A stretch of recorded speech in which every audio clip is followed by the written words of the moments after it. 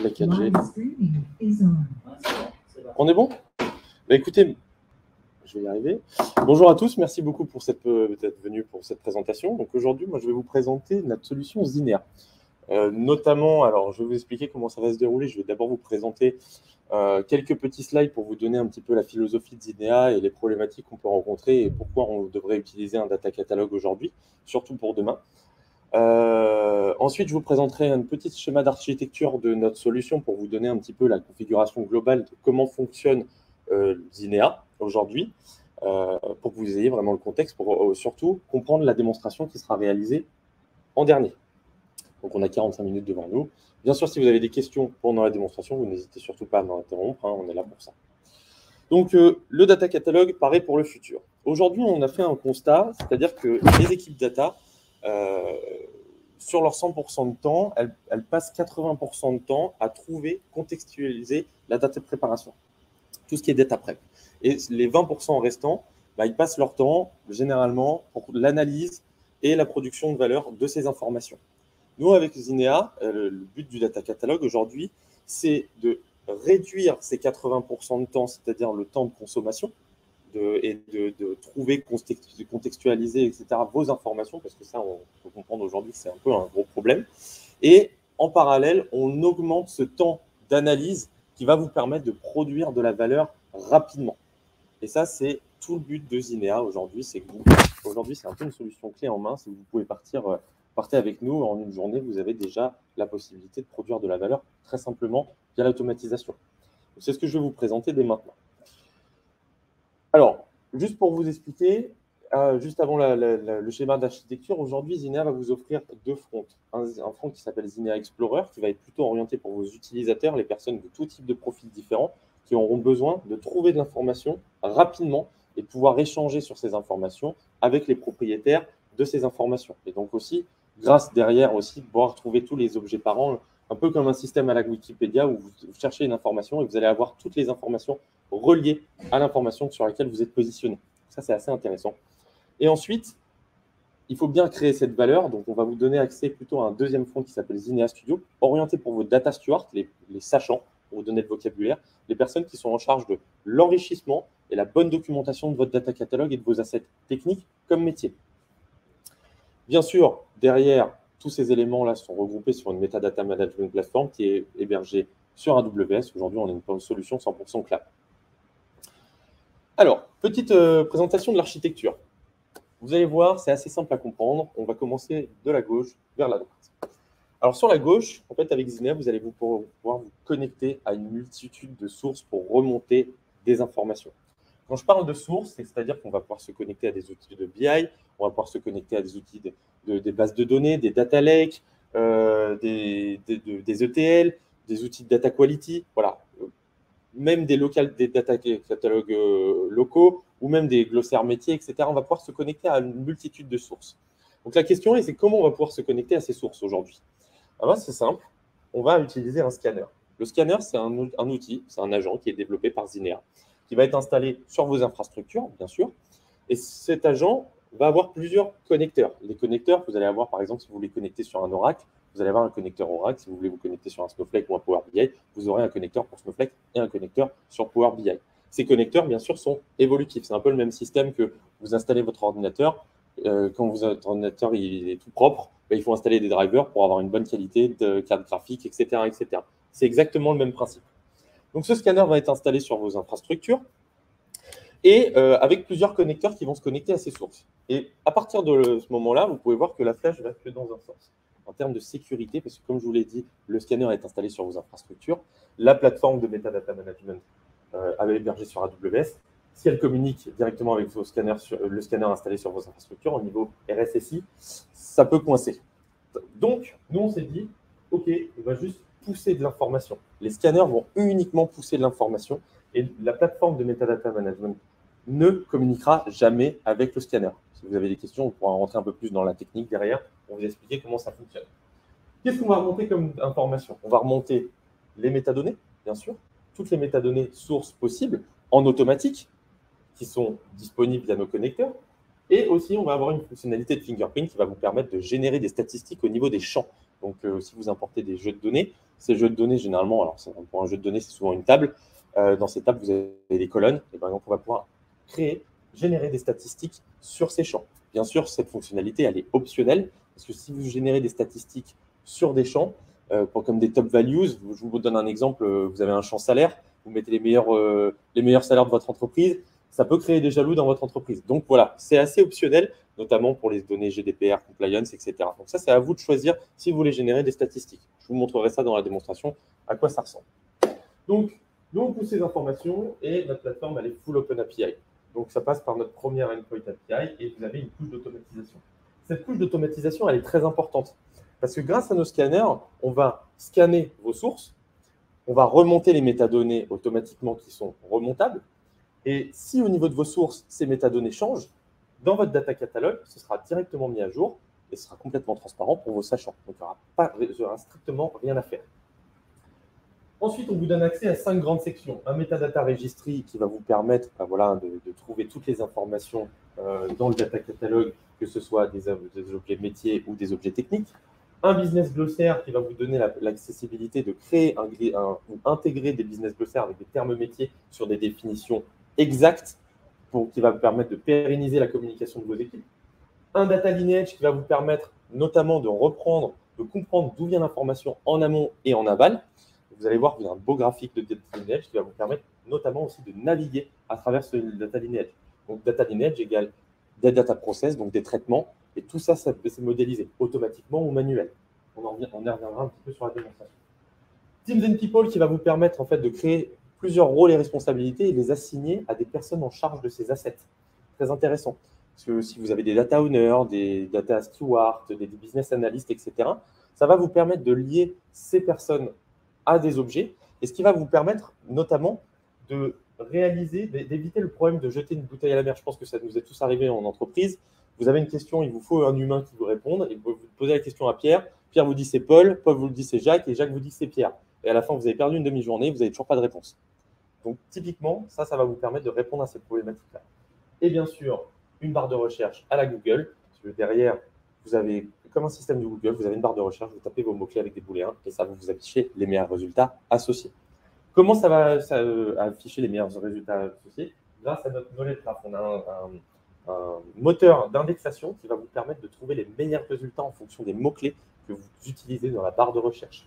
Bien sûr, on rajoute aussi un système de filtre qui va vous permettre aussi d'affiner votre recherche. Simplement. Tout ça, ça sort sur notre dernière couche API et vous donne accès à deux fronts, Zinnia Explorer et Zinnia Studio.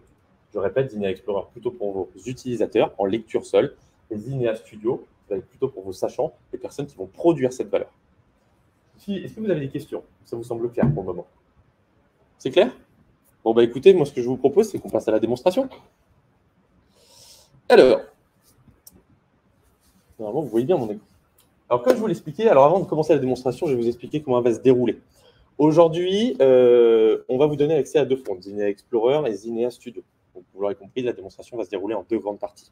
La première partie, on va être plutôt un focus sur Zinnia Explorer, qui va être, je vais vous montrer sur des use cases assez simples, comment trouver de l'information, que je sois un utilisateur métier ou qu'un utilisateur technique. Voilà, j'ai besoin de trouver de l'information, je passe par cet outil-là.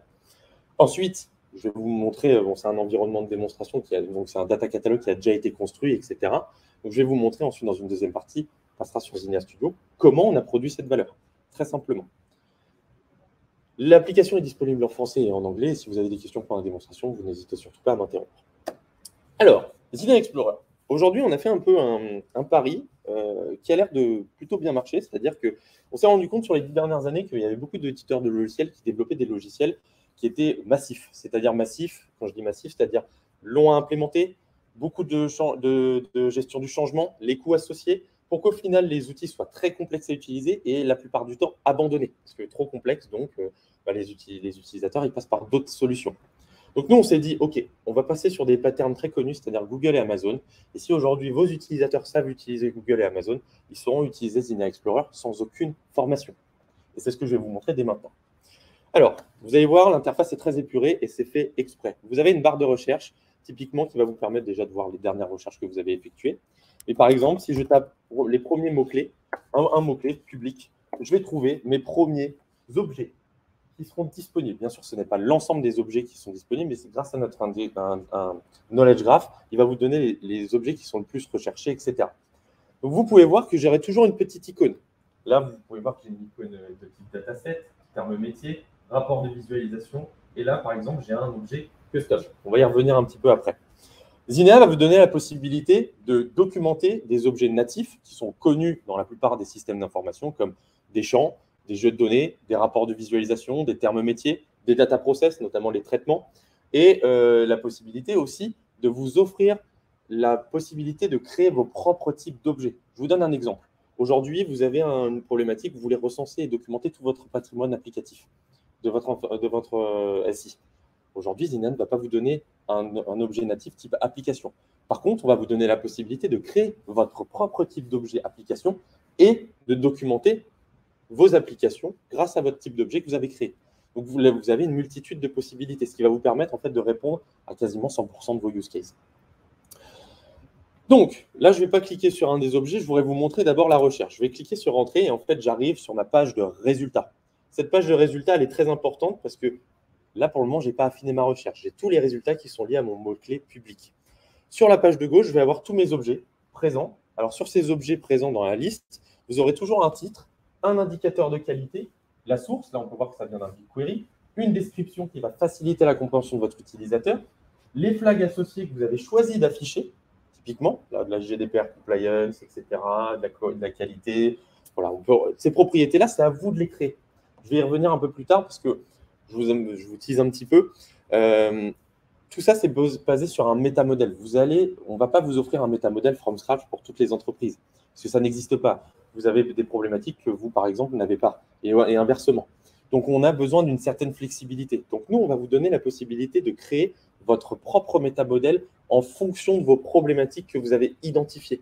C'est pour ça qu'aucun de nos clients n'a le même métamodèle aujourd'hui, et c'est cette flexibilité qui va vous permettre d'afficher le nombre de propriétés ou de flags que vous préférez dans vos objets, qu'ils soient techniques ou métiers. Bien sûr, chaque type d'objet peut avoir son propre métamodèle. Un jeu de données n'aura pas les mêmes propriétés qu'un rapport de visualisation, parce que ce n'est pas les mêmes besoins derrière. Donc, on a cette flexibilité, mais je vous montrerai ça dans Zinea Studio, comment on crée ça. Donc, une fois que je suis positionné, donc j'ai aussi les termes métiers associés, qui sont cliquables grâce à notre knowledge graph, donc on peut passer d'une vue technique à une vue métier rapidement.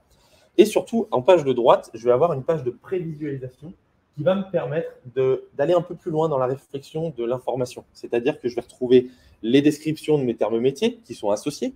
Je vais retrouver les fameuses métadonnées techniques qui sont remontées automatiquement. Et je vais retrouver les contacts associés avec différents rôles et responsabilités. Là, j'ai un project manager, là, j'ai un data owner, et là, j'ai encore un data owner, et là, j'ai un data steward, par exemple.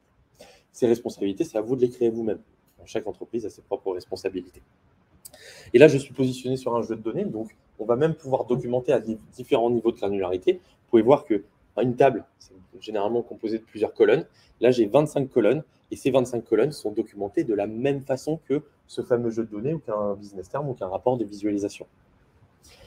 Donc là, vous avez un bel exemple aussi de fingerprint qui a été affecté champ par champ. C'est ce que je vous disais optionnellement. Regardez ce champ-là. Là, on n'a pas affecté de fingerprint, de génération de statistiques, parce qu'il y avait des noms qui ressortaient, donc ce n'est pas très GDPR compliance. Sachant que nous, on ne gère que de la métadonnée. On ne traite pas de données, on traite les métadonnées. Ça, c'est très important à comprendre. Et donc, ces statistiques sont générées et vont vous permettre de trouver des count, des min, des max, des top values, des frequency distribution, des informations très importantes pour des business analysts, par exemple. Vous me suivez toujours? C'est clair? Bon, bah super.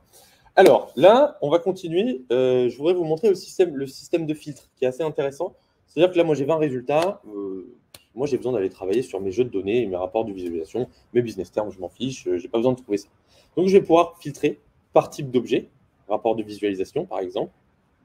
Voilà, donc j'affine ma recherche. Je vais pouvoir filtrer par source, très important pour les jeux de données. On retrouve souvent des jeux de données qui sont identiques, mais dans des sources différentes. Sur un Snowflake, sur un Oracle, vous avez le même jeu de données.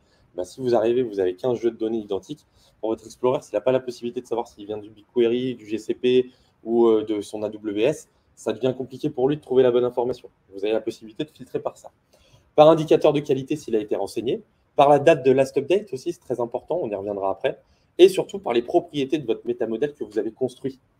Toutes les propriétés ici que vous voyez sont des propriétés que j'ai créées manuellement parce que j'avais besoin d'enrichir en fonction de certains use cases mon métamodèle. Et donc, j'ai créé des propriétés que j'ai choisi d'utiliser comme filtre. Donc là, si j'ai besoin de trouver mes objets qui sont GDPR compliance ou de ma enfin, je vais vous donner par exemple la nature automatique, hop, j'applique et je trouve mon fameux jeu de données qui est produit automatiquement, par exemple. Très simplement. Et donc là, je peux commencer à travailler dessus.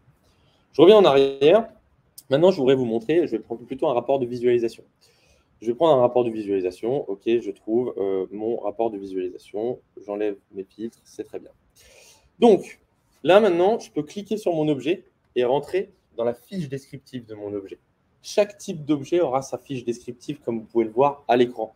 Une vue très épurée de gauche à droite, où à gauche, vous avez les mêmes informations que dans la page de résultats, c'est-à-dire le titre logique, le titre technique, la source, la date d'update et la description. En centre de page, vous avez le résultat des sections que vous pouvez voir à gauche. Et à droite, vous avez ces fameux contacts qui sont toujours disponibles. Et en fait, ça, c'est une des philosophies de Zinea, c'est qu'on veut absolument en fait, que votre data catalogue fasse au mieux le support niveau 1 et niveau 2. Parce que si vous arrivez à répondre et à corriger votre dette technique grâce à un data catalogue, pour qu'au final, ça devienne une hygiène de vie au final, les utilisateurs n'auront plus besoin de passer par un support de niveau 1, niveau 2, parce que trouveront les informations directement sur un endroit centralisé. Et donc, s'ils ont besoin du support niveau 3, ils ont juste besoin de contacter le data owner ou le data steward en charge, très simplement. Maintenant, l'onglet description. Vous pouvez voir que là, je suis sur un rapport de visualisation. Niveau de granularité, je peux voir tous les jeux de données qui construisent ce rapport de visualisation. Bien sûr, ce rapport de visualisation, là, je suis allé chercher dans un tableau, ça m'a récupéré automatiquement ces jeux de données depuis mon tableau. Power BI, pareil, Looker et autres types de BO, enfin tout type d'outils de BI. On peut remonter les rapports de visualisation et les jeux de données qui les composent. Et donc, si vous remontez les jeux de données, vous remontez aussi les champs associés. Et ça, c'est automatique. La partie description, alors là, c'est assez intéressant parce que vous avez les business terms qui sont associés, qui sont toujours cliquables avec la description. Vous pouvez cliquer avec la description des business terms, excusez-moi. Et surtout, dans la description, bon, là j'ai rajouté juste du texte. Il y a une hypertexte qui va me renvoyer vers le rapport en question. Je peux rajouter des images, je peux rajouter des KPI, je peux rajouter énormément de choses qui va faciliter la compréhension de votre utilisateur. Donc, soyez imaginatifs. Là, ici, on peut voir beaucoup de choses d'après nos clients. On voit des choses très jolies. La partie métadonnées. Alors là, c'est assez important. Je vais y passer quelques temps parce que, comme vous pouvez le voir, vous avez deux types de métadonnées. La partie métadonnées et la partie source métadonnées. Alors, quelle est la différence? La grande différence va se baser sur l'automatisation. Les sources métadonnées sont les métadonnées qu'on va remonter automatiquement via nos connecteurs. Là, on est connecté sur un tableau, donc on va remonter le projet, le workbook, par exemple. Sur un Snowflake, on va remonter d'autres métadonnées, etc. Ces métadonnées sont remontées automatiquement depuis vos sources. Donc, si elles changent, vu qu'il y a une synchronisation, eh ben, vous l'aurez compris, ça se met à jour automatiquement. Par contre, comme vous pouvez voir, là, c'est un peu light en termes de métadonnées. Donc, moi, sur un use case que je me suis posé, sur une problématique, et donc ça, je vais revenir un petit peu dessus dès maintenant, c'est-à-dire qu'on a une des philosophies, c'est-à-dire qu'on a une approche très bottom-up. On s'est rendu compte que le top-down, aujourd'hui, sur les data catalogues, c'était quasiment le crash assuré à 99%. Pourquoi? Parce qu'aujourd'hui, faire un inventaire de vos sources ne veut pas dire… Enfin, la démarche top-down, c'était de faire un inventaire tout importé. Imaginez, vous avez 100 000 jeux de données à documenter, vous avez 5 data stewards. Votre data steward, il va vous dire mais par où je commence? Et puis, il va commencer par un bout, et puis au bout de 3 mois, il va vous dire bon, moi, je vais chez le voisin parce que là, je ne peux pas. Donc, ce qu'on s'est dit, on va faire plutôt une démarche bottom-up, c'est-à-dire qu'on va identifier un point de douleur dans votre entreprise, ou plusieurs, se fixer des objectifs adéquats et importer et documenter uniquement les objets qui vont permettre de répondre à ce point de douleur.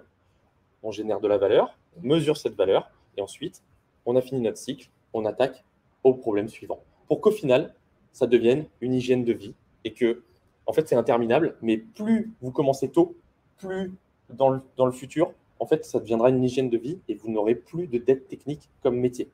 Et ça, c'est très, très intéressant, surtout pour le futur, parce que là, on peut très bien s'imaginer aujourd'hui que Zinea, demain, sera utilisé comme le middleware du futur de toutes les sources d'informations pour remonter ces informations sur une plateforme à la Google et trouver toutes les informations comme sur Google, un peu comme à la Wikipédia, etc. Donc, pour revenir sur mon use case, moi, ces deux métadonnées elles me permettent de répondre à des problématiques, mais pas tout à fait. Donc, j'ai besoin de créer d'autres métadonnées. C'est-à-dire, j'ai besoin de rajouter des propriétés, comme par exemple, là, je voulais savoir si c'était GDPR compliance. Avec mon connecteur, je ne sais pas si mon tableau est GDPR compliance. Donc, je crée une propriété. Et donc là, c'est plutôt du déclaratif. Ce sera à vos data stewards de déclarer les valeurs associées de ces objets. Et donc là, vous avez un métamodèle avec plusieurs propriétés. Si je vais, par exemple, dans mes datasets, music playlist, par exemple, je vais dans les métadonnées, vous pouvez voir que j'ai moins de propriétés parce que mon métamodèle est complètement différent. Et ça, vous avez la possibilité de le modéliser comme vous voulez. Je reviens en arrière. Hop. Et maintenant, je voudrais vous montrer le lineage. Alors, le lineage, je vous ai créé un lineage assez simple pour que vous puissiez comprendre. Je vais même passer sur un... Non, je vais prendre un lineage un peu plus intéressant. Je vais prendre celui-là. Customer Analysis pour vous montrer un lineage un peu plus complexe. Ce lineage, il est assez intéressant parce que c'est ce qui va vous permettre de comprendre d'où vient votre information, en amont comme en aval. Là, je suis positionné sur mon rapport de visualisation, c'est généralement la fin de ma vue 360. Donc là, je peux revenir tout en arrière et comprendre que déjà, j'ai 10 jeux de données qui les composent, mais surtout que je vais pouvoir voir que là, j'ai 3 jeux de données ici qui sont issus d'un data process, d'un fameux traitement, qui sont issus de ces 2 tables de mon Snowflake et de mon Redshift, et ces 2-là sont encore issus d'un autre traitement en amont. Et tout ça, c'est navigable. Donc, premièrement, vous allez régler toutes vos problématiques de compliance, et deuxièmement, vous allez pouvoir naviguer dessus, parce que moi, je suis utilisateur, Invoice Transformation, c'est un traitement, mais je veux savoir à quoi ça correspond. Ben, je clique dessus, j'arrive sur la fiche descriptive de mon data process, j'ai les métadonnées associées, j'en ai beaucoup moins, ou un peu plus, comme vous voulez, la description qui va me permettre de comprendre quelle est. Donc là, on peut mettre des règles de calcul, etc., tout ce que vous voulez. Et surtout, vous allez voir les inputs et les outputs. Ça, c'est super intéressant, notamment pour la navigation de vos utilisateurs comme vos data stewards. Des questions pour le moment? C'est clair? OK. Alors, là, je vous ai un peu montré comment naviguer, etc. On avait l'aspect technique. Maintenant, on ne va pas léser les utilisateurs métiers. Donc, je vais vous montrer comment on trouve une information sur un profil métier. On passe par le glossaire. Alors, en effet, moi, je vais vous donner un exemple. Moi, mon manager me dit trouve-moi les rapports de visualisation issus de notre terme métier qu'on a défini, le copyright. Moi, je ne connais pas le nom des rapports, je ne connais rien. Je connais juste que il faut que je les trouve depuis copyright. Donc, je vais dans mon glossaire. J'ai l'ensemble de mes termes métiers où vous pouvez voir les implémentations de chaque type de terme métier. Là, on peut voir qu'on a 5 implémentations d'objets techniques, 21. Et là, hop, je trouve mon copyright. Bien sûr, j'aurais pu passer par la lettre C. On reste sur une méthode très simple d'utilisation. Je trouve mon copyright. J'ai des propriétés que j'ai ajoutées. Et donc, je vais sur copyright. J'arrive sur ma fiche descriptive de mon business term. Je vois la description, les métadonnées associées, mais surtout, je vois les implémentations. Vous pouvez voir que j'ai des jeux de données, des champs, des rapports de visualisation, des custom items, les fameux custom items qu'on peut créer. Par exemple, là, j'ai créé un custom item qui s'appelle plateforme pour recenser toutes mes tables qui viennent de ma plateforme Spotify, Deezer, iTunes, YouTube, tout ce que vous voulez. Vous l'aurez compris, on travaille sur un environnement de musique. Donc voilà, moi j'ai besoin de travailler sur mes rapports. Je trouve mes rapports. Ah, je trouve mon Customer Analysis, très bien. Et j'arrive sur sa fiche descriptive et c'est parti. En gros, les jeunesse, vous avez compris le principe. Et ça, vous pouvez naviguer d'une vue métier, d'une vue technique, d'un champ, d'un dataset, d'un rapport de visualisation, d'un terme. Enfin, voilà, c'est vraiment très simple d'utilisation. Maintenant, ce que je vous propose, c'est qu'on va passer, si vous n'avez pas de questions et que c'est clair, je vais vous montrer comment on a produit cette valeur. Vous allez voir, c'est très simple. Alors, on passe sur Zinea Studio. On est passé du vert au bleu. Donc, pour vos data stewards, je le répète, Zinea Studio, c'est notre deuxième front qui va être utilisé par vos data stewards pour générer cette valeur, donc c'est-à-dire importer vos objets, les documenter et donner cet accès à vos explorers. Donc, on garde une interface très épurée, très simple. On va garder les mêmes fonctionnalités. Donc, une barre de recherche ici avec des booléens, très simplement. Mais avant d'aller un peu plus loin dans le catalogue, je voudrais vous montrer aussi le dashboard. Le dashboard, c'est très, très important parce que c'est ce qui va faciliter la vie de votre data steward. Pourquoi? Premièrement, il va pouvoir voir son taux de complétion. Vous vous souvenez quand je vous expliquais qu'on pouvait créer différents rôles et responsabilités que vous assignez à chaque type d'objet? Moi, je suis data steward, Alexandre Sidler. Je vais voir en me connectant que j'ai 27 objets à documenter. J'en ai documenté 68%. Il m'en reste 9 à documenter. Bien sûr, tout est cliquable pour avoir cette liste. Donc, je sais où j'en suis. Ensuite, en fonction du périmètre, je vais aussi avoir l'activité utilisateur. Quels sont les objets qui sont le plus fréquemment recherchés et consultés pour avoir des raccourcis également pour aller documenter ces objets. Une partie suggestion qui est très intéressante. Alors, c'est une partie suggestion qui va permettre de faciliter la reconnaissance de champs de type données personnelles aujourd'hui auprès de vos data stewards. Donc là, par exemple, il a vu adresse. Il s'est dit, adresse, ce serait peut-être une donnée personnelle. Donc là, il vous dit, est-ce que je l'ignore? Est-ce que je vais directement dessus? Je decline ou je le tag direct PII. Donc aujourd'hui, on est uniquement sur de la reconnaissance de données personnelles sur les champs. Demain, on est en train de développer un vrai système de machine learning qui va vous permettre de reconnaître des jeux de données qui sont identiques, donc de dupliquer la documentation associée, de flaguer automatiquement les propriétés qui ont été évaluées précédemment, etc. Ça arrive d'ici début 2022. Et dernière petite chose, très important, le catalogue statut. Le catalogue statut, c'est un peu le système de monitoring de votre data steward et de vos sources. En effet, qu'est-ce que j'entends par monitoring? Alors, comme je vous l'expliquais, on va installer des scanners ou un ou plusieurs scanners avec des connecteurs. Ces scanners vont faire des inventaires réguliers, donc quotidiens. Par défaut, c'est une fois par jour, mais vous pouvez le modifier. Vous pouvez faire ça 6 ou 10 fois par jour. Ça dépend de ce que vous en avez besoin ou le lancer manuellement.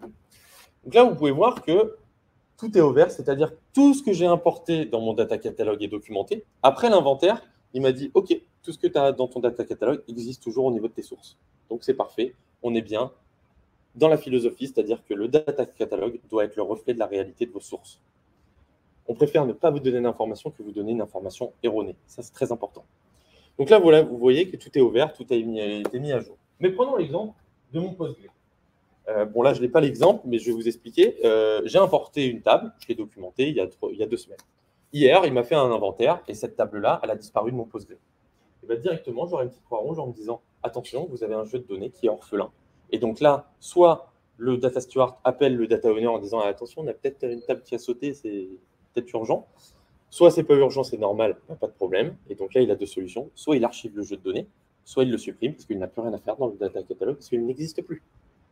Et donc ça, c'est son système de monitoring. Des questions sur la partie dashboard? Non?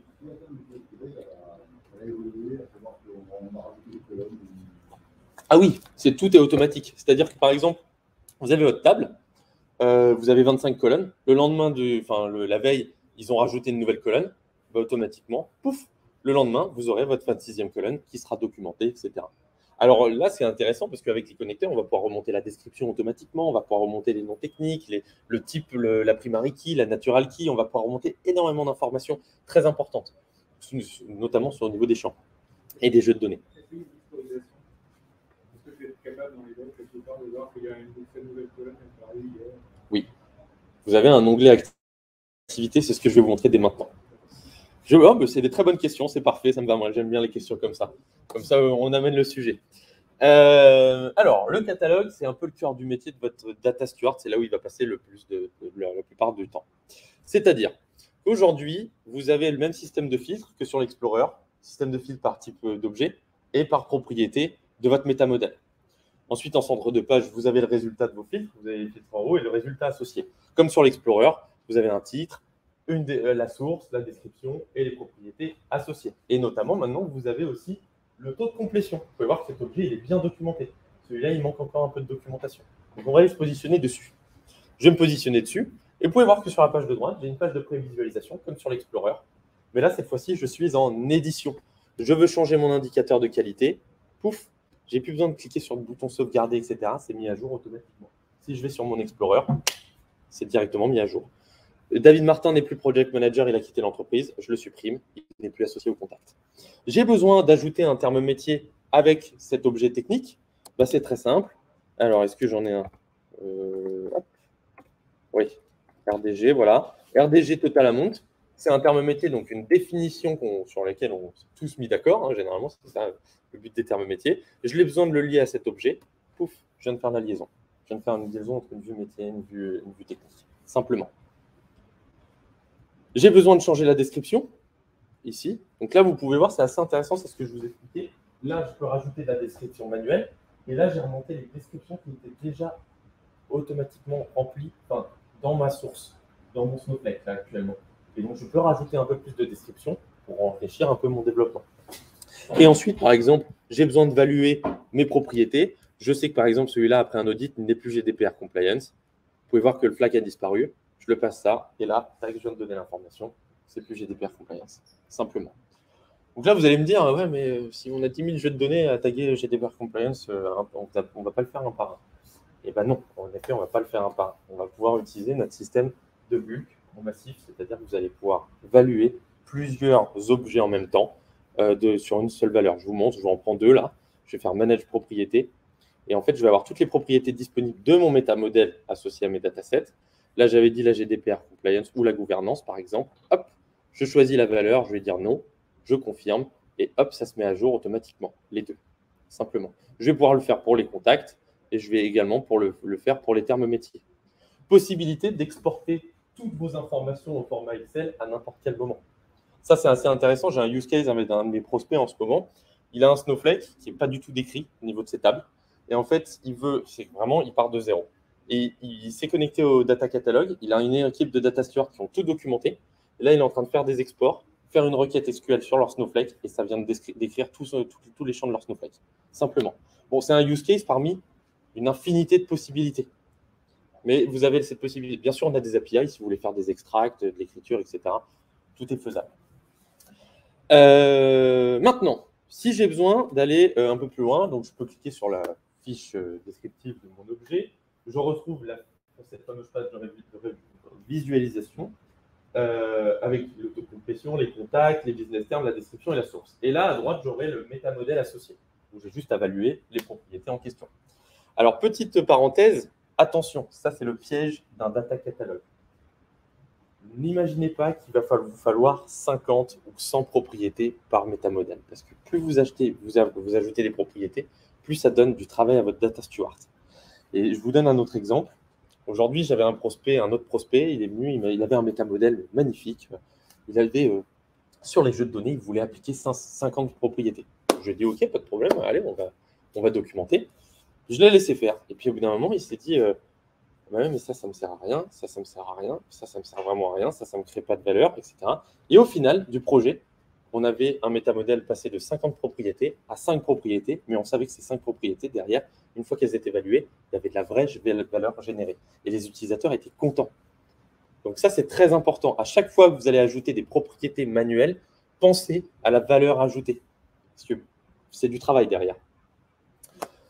Ensuite, donc là, toujours la possibilité d'aller documenter les champs, donc à différents niveaux de granularité. Donc là, vous pouvez voir que j'ai mes métadonnées techniques qui sont remontées. Et là, vous pouvez voir que là, j'ai un sacré métamodèle et mon data steward, il n'a pas du tout travaillé. Donc, il lui reste encore des valeurs à remplir. Le lineage qui ne bouge pas, ça reste le lineage que je vous ai présenté sur l'Explorer avec les data process et qui va vous permettre de naviguer entre différentes tables data process ou rapports de visualisation. Et surtout, l'onglet activité qui va vous donner une traçabilité de cet objet. Qu'est-ce qui a été fait par qui, quand et comment. Donc ça, c'est super important. Notamment, cet onglet activité va vous éviter d'avoir des workflows ultra complexes qui vont vous dire OK, il va falloir valider ça, etc. Parce que là, vous avez vos sachants. S'il y a un problème, vous reprenez l'onglet activité et vous faites un rollback, simplement. Et en fait, on part un peu sur de la confiance quand vous déclarez un data catalog. Moi, je suis pas c'est mon opinion personnelle. Les workflows, c'est pas trop ma tasse de thé parce que dans les grosses entreprises, plus on a de workflows, plus on perd de temps. Alors que, en fait, on veut laisser de l'autonomie. Il faut laisser de l'autonomie aux humains aujourd'hui. Je pense que c'est la clé de la réussite de demain. Des questions pour le moment ou ça vous semble clair? Oui.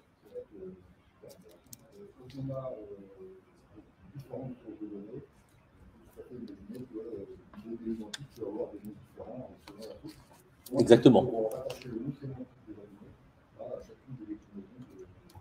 Tout à fait. Donc ça, typiquement, c'est un très bon use case qui pourrait être réalisé très simplement, en très peu de modélisation.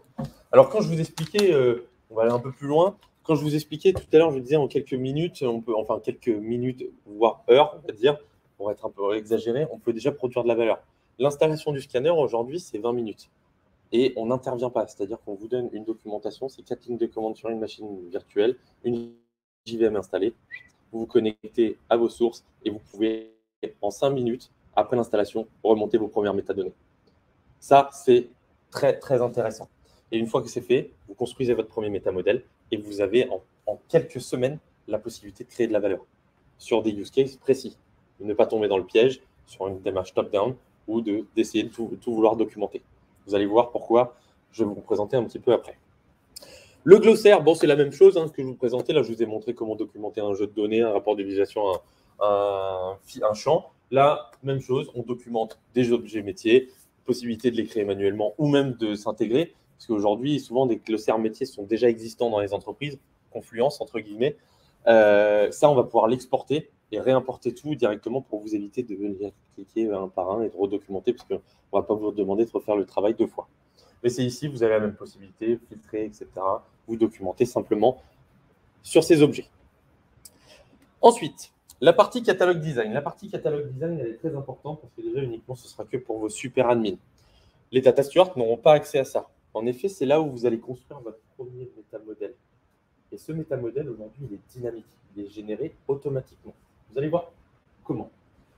On va d'abord, et c'est pour ça qu'en fait, là, j'ai des métamodèles plus ou moins complexes. On a des entreprises qui sont déjà bien avancées dans le process, qui ont des métamodèles beaucoup plus complexes, et d'autres qui sont beaucoup moins complexes. C'est en fonction de l'état d'avancement et de comment vous voulez régler votre dette technique comme métier. Donc là, vous avez toutes les relations entre types d'objets avec les propriétés associées. Vous avez la possibilité ici de générer vos responsabilités. Excusez-moi. Donc là, vous pouvez créer le nombre de responsabilités. Mais ce qui est intéressant, c'est que par exemple, là, j'ai mon métamodèle, je viens de me rendre compte, j'ai un problème, je ne sais pas, j'ai un problème de sécurité sur mes rapports de visualisation. Je voudrais savoir s'ils sont sécures ou pas. Je vous donne un exemple basique. Donc, je vais créer une propriété, une nouvelle propriété qui va me permettre de générer de la valeur. Je vais créer une nouvelle propriété, je vous montre. Je vais l'appeler sécurité. Voilà. Moi, je l'ai déjà. On va prendre un autre exemple. Vous avez pas un exemple? Vous n'avez pas un truc que vous voulez rajouter dans un métamodèle? Je ne sais pas, là, je n'ai pas d'idée. Sécurité, c'est déjà utilisé. Je vais mettre.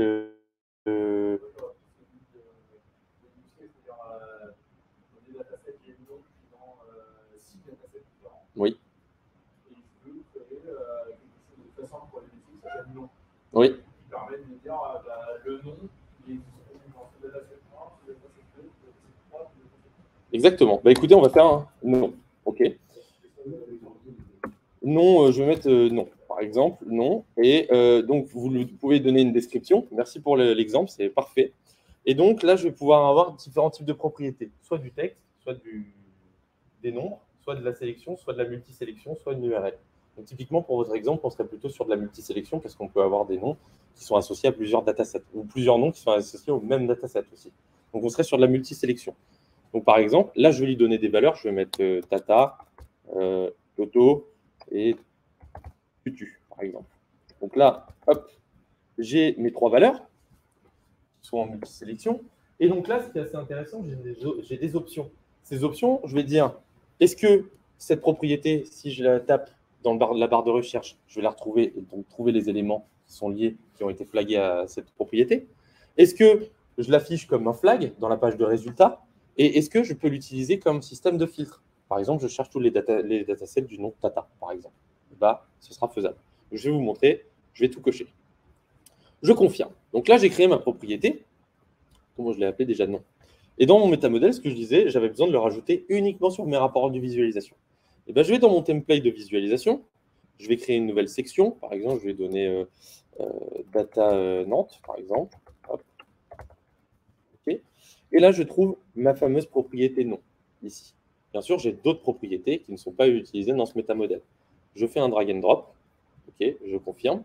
Mon métamodèle se met à jour automatiquement, bien sûr.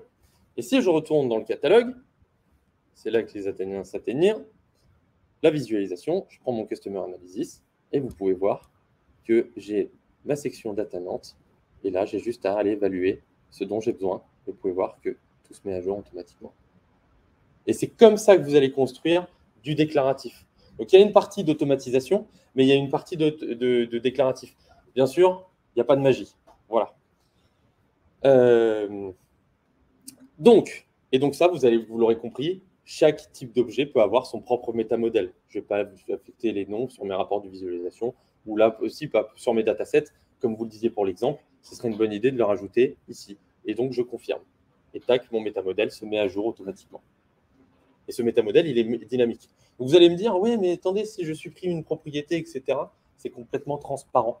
C'est-à-dire que si demain, vous n'avez plus besoin de cette propriété, vous la supprimez du métamodèle, elle disparaît, et c'est complètement, c'est 2 clics, et vos utilisateurs n'ont plus l'information puisqu'elle n'a plus besoin d'être là.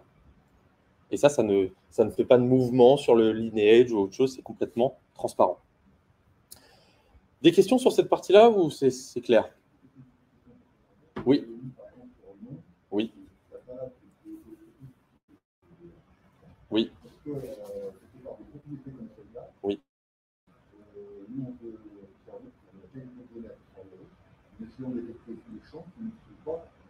Ah, mais complètement. C'est tout le but. C'est qu'aujourd'hui, c'est ce que je vous expliquais.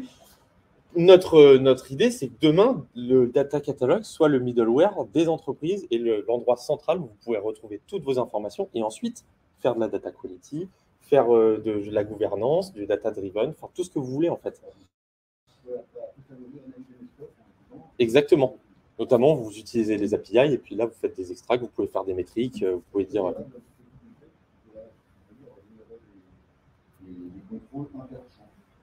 C'est-à-dire?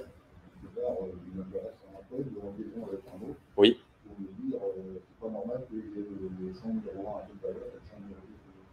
Alors, ça, aujourd'hui. Comment? Bah, si tu veux répondre, alors je vous présente Stéphane Jotti, qui est notre cofondateur. Là, en fait, on est en train de passer une frontière. La frontière, c'est qu'on est en train de passer dans le monde de la donnée. À partir du moment où on va parler en fait, de la valeur sur une data, on va parler de. En tant que data catalogue, on fait très attention à rester au stade de la métadonnée. Il y a plusieurs raisons. Parce que déjà, en fait, c'est un sujet assez complexe qu'on a commencé à aborder. Et surtout, la deuxième raison, c'est que l'air de rien, d'un point de vue sécurité, si vous mettez un data catalogue versus ça, qui va taper dans toutes les données opérationnelles d'un système d'information, logiquement, de faire SSI ou tout en possède, on va pas freiner les cafetières, mais on va sortir le données. Et donc, nous, aujourd'hui, ce qu'on fait, c'est qu'on travaille sur la métadonnée, des informations autour de la donnée, afin de la rendre compréhensible et utilisable comme vous l'avez dit précédemment. Et les sacs de données qu'on a, c'est ce qu'on met en fingerprint, donc c'est un axe où on que quelques données, et même là, on a la possibilité de facteur. Donc, on ne pourra pas, dans le principe, faire ce genre de manipulation. Voilà. Mais par contre, si vous avez un outil qui va faire de la data quality, qui est capable justement de valoriser ou de voir si c'est un grand changement, là, c'est très intéressant parce que vous allez connecter votre outil de data quality à notre solution de data catalogue et remonter les métadonnées. En fait, pour Alex expliquer le middleware, moi j'aime bien dire que pour moi, en fait, un bon data catalogue, c'est comme un hub de métadonnées qui vous permet en un seul point unique d'avoir la totalité des métadonnées utiles sous un format homogène de l'entreprise. Ce qui déjà, en fait, apporte une valeur assez conséquente.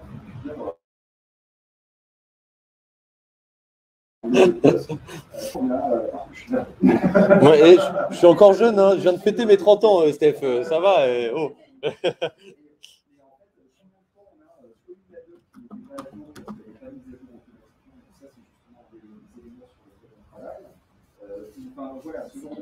Mais de rien, bonne journée. Voilà, et on reste sur la partie métadonnée qui est déjà un sujet complexe et qui apporte déjà beaucoup de valeur. Alors, je termine, je crois que j'avais jusqu'à 15, donc il me reste 1 minute. Je ne voudrais pas vous prendre plus de temps. Je termine sur surtout la partie import. La partie import, c'est ce que je vous expliquais précédemment, cette fameuse démarche bottom-up.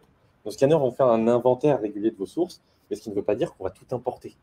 On va définir des use cases, définir des objectifs sur des pain points qu'on a vus au préalable. Et donc, on va importer les objets qui vont nous permettre de répondre à ce besoin. C'est ce que je vais vous montrer. On va sélectionner par exemple mon Snowflake. Hop. Je sélectionne ma source. Là, j'ai mes schémas affichés. Je vais sur mon information schéma et là, je peux voir que j'ai une multitude de datasets.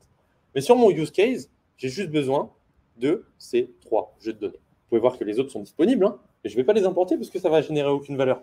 Peut-être dans une nouvelle itération où j'aurai un nouveau point de douleur à solver. J'ai du mal avec le français aujourd'hui. À résoudre, merci. À résoudre. Et je les utiliserai peut-être plus tard. Peut-être que je les utiliserai jamais parce que le problème ne sera pas rencontré. En tout cas, je sais que ces 3 datasets, j'en ai besoin. Donc, je fais mon petit shopping, comme sur Amazon. Hein. Une fois que j'ai fait mon shopping, bien sûr, je peux revenir en arrière, aller sur un autre schéma et ajouter un autre jeu de données, hein, très simplement. Voilà, et j'ai fait mon shopping. Là, généralement, j'assigne un contact, un data steward pour que son périmètre augmente, une catégorie si j'en ai besoin, c'est optionnel, jusqu'à la page de confirmation. Vous vérifiez bien que c'est ça que vous importez, comme sur Amazon quand vous achetez quelque chose ou sur un site de retail. Vous vérifiez bien ce que ça vous achetez, c'est la même chose. Et là, je clique sur Finish. Quand je clique sur Finish, là, on va rentrer un peu plus dans la technique. Vous vous souvenez, tout à l'heure, je vous disais que le scanner, il pousse uniquement de l'information. Donc, c'est-à-dire que là, quand je vais cliquer sur Finish, je vais poser un job sur ma plateforme de metadata management. Et en fait, le scanner, il va interroger régulièrement en disant « Ah, j'ai un job !»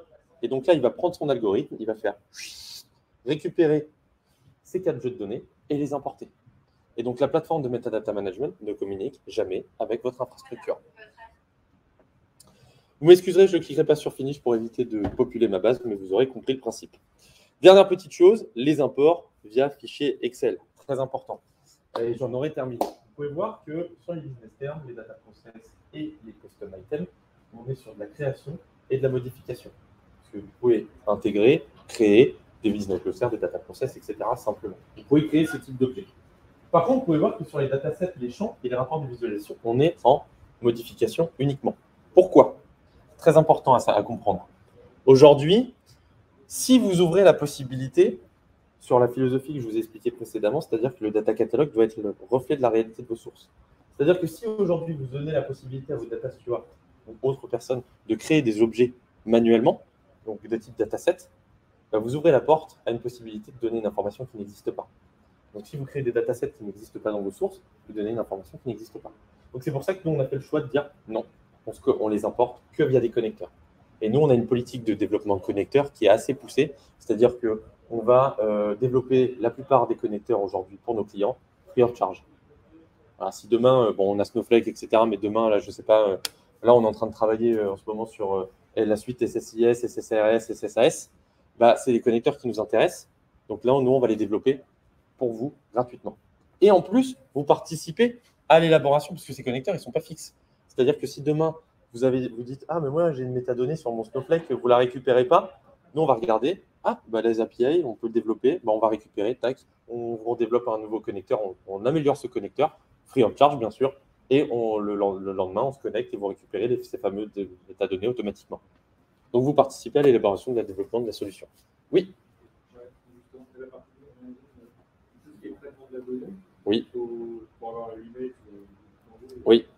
Alors, 2 possibilités. Mais de rien, bonne journée à vous. Oui. Bon, merci à tous, en tout cas, pour votre présence en live, en tout cas. Et puis, on va... C'est bon ? Oui, j'ai arrêté.